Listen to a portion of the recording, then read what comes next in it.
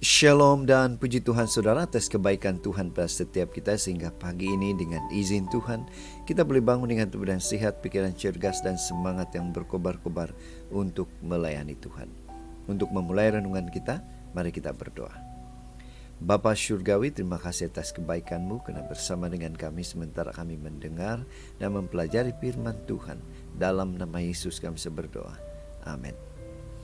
Saudara dan saudari yang dikasihi dalam Kristus, tajuk renungan kita pagi ini ialah berbohong. Bolehkah berbohong sikit-sikit?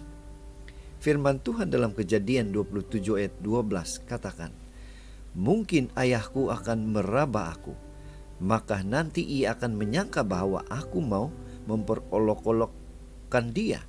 Dengan demikian aku akan mendatangkan kutuk atas diriku dan bukan berkat." Saudara, bacaan kita hari ini kita boleh baca di dalam buku Kejadian 27 ayat 1 hingga 40. Dan ini merupakan salah satu cerita yang menjadi kegemaran kita. Dan merupakan kisah di mana Ishak memberkati Yakub. Bagaimana ini terjadi? Ada sebuah ilustrasi. Bayangkan Anda sedang berhadapan kepada situasi yang sukar. Seorang anggota keluarga besar Anda sakit tenat dan dalam keadaan yang koma. Ibunya, si sakit ini sudah tua dan sakit jantung. Nah, yang menjadi pertanyaan, haruskah si ibu diberitahu perkara sebenar atau cukuplah dengan dibohongi bahwa anaknya baik-baik saja? Nah, saudara, apa yang terjadi? Kebiasaannya, kebanyakan orang akan memilih untuk berbohong demi kebaikan daripada menanggung risiko, bukan? Namun, apakah itu pilihan yang terbaik? Dan apa yang sepatutnya dilakukan? Kembali kepada bacaan kita hari ini. Kisah Yakub dan Esau. Ribka tahu dengan jelas bahwa berkat kesulungan dari Tuhan diperuntukkan kepada Yakub, anaknya yang kedua atau anaknya yang bungsu, bukan si anak sulung. Kita boleh baca ini di dalam Kejadian 25-23. Namun Ishak, suaminya yang sudah tua dan rabun, akan memberikan berkat itu kepada anak sulung, yaitu Esau. Kita boleh baca dalam Kejadian 27 ayat 1 hingga 4. Dan kebiasaan inilah yang terjadi normal dalam kehidupan bangsa Israel. Nah, Ribkah pun setelah mengetahui hal itu, dia mengatur rancangan supaya itu tidak terjadi. Dia meminta Yakub membohongi ayahnya dengan mengaku sebagai Esau dan memberikan gulai kambing masakan Ribkah kepada Ishak demi mendapatkan berkat dari Ishak.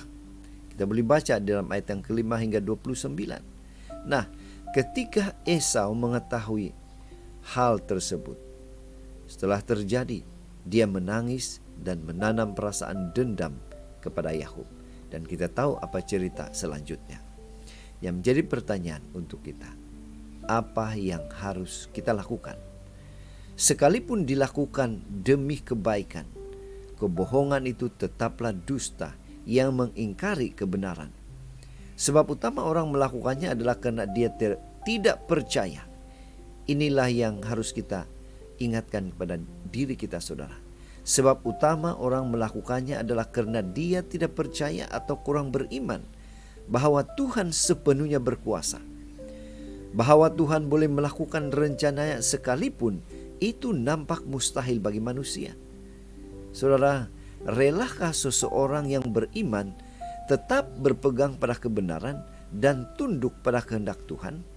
Sekalipun ada kemungkinan ia akan menghadapi akibat atau kesan yang cukup berat dari pilihannya, atau dia akan menganggap bohong sikit-sikit itu baik demi kebaikan, dan dia menganggap bahwa itu normal, padahal ia hanya melakukannya demi menutupi masalah hati yang tidak berani berserah sepenuhnya kepada pemeliharaan dan pertolongan Tuhan.